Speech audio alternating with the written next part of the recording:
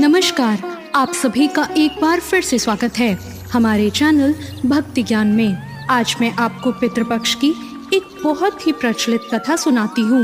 ये कथा है जोगे और भोगे की। पितृपक्ष की कथा के अनुसार जोगे और भोगे दो भाई थे। दोनों अलग अलग रहते थे। जोगे धनी था और भोगे निर्धन था। दोनों में बहुत ही प्रेम था।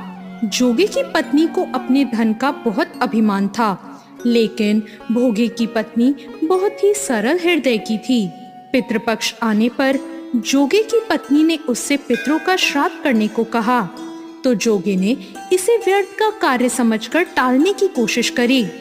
लेकिन उसकी पत्नी ने उससे कहा, यदि हम ऐसा नहीं करेंगे तो लोग बातें बनाएंगे और फिर अपने मायके वालों को दावत पर बुलाने और अपनी शान दिखाने का उसे ये उचित अवसर लगा। वो बोली, आप शायद मेरी परेशानी की वजह से ऐसा कह रहे हैं, लेकिन मुझे कोई परेशानी नहीं होगी। मैं भोगे की पत्नी को बुला लूंगी और उससे सारा काम करा लूंगी।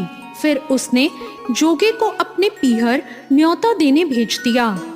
दूसरे दिन उसके बुलाने पर भोगे की पत्नी सुबह सुबह आकर काम में जुट गई।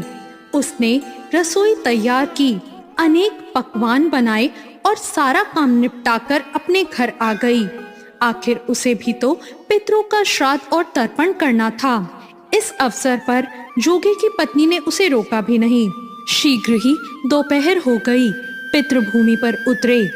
जोगे भोगे के पितर पहले जोगे के यहाँ गए। उन्होंने देखा कि उसके ससुराल वाले वहाँ भोजन करने भी लग गए और फिर वो निराश होकर वहाँ से आ गए। अब वो भोगे के यहाँ गए। वहाँ क्या था? उनके पास तो खाने को कुछ नहीं था। उन्होंने तो मात्र पितरों के नाम पर अगियारी दे दी थी। पितरों ने उसी की राख को चाट लिया और भूखे ही नदी के तट पर जा पहुँचे।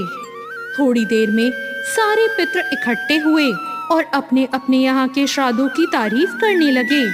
जोगे भोगे के पितरों ने अपनी आपबीती सुनाई और फिर वो सोचने लगे, अगर भोगे समर्थ होता तो शायद उन्हें भूखा नहीं रहना पड़ता, मगर भोगे के यहाँ तो 2 वक्त की रोटी भी खाने को नहीं थी। ये सब सोचकर उन्हें भोगे पर दया आ गई और वो नाच नाच कर गाने लगे, भोगे के घर धन हो जाए, भोगे के घर धन हो जाए। अब शाम हुई। भोगे के बच्चों को कुछ भी खाने को नहीं मिला था। उन्होंने अपनी माँ से कहा, माँ भूख लगी है। तब माँ ने उन्हें टालने के लिए कहा, जाओ आंगन में हौदी औंधी रखी है, उसे जाकर खोल लो और जो मिले बांट कर खा लेना। बच्चे वहाँ पहुँचे तो क्या देखते हैं कि हौदी तो मोहरों से भरी पड़ी है। वो दौड़े दौड़े माँ के पास पहुँचे और उसे सारी बात बताई। आंगन में आकर भोगे की पत्नी ने ये सब देखा तो वो भी हैरान हो गई। इस प्रकार भोगे भी धनी हो गया, मगर धन पाकर भी वो घमंडी नहीं हुआ। अब फिर पितृपक्ष आया।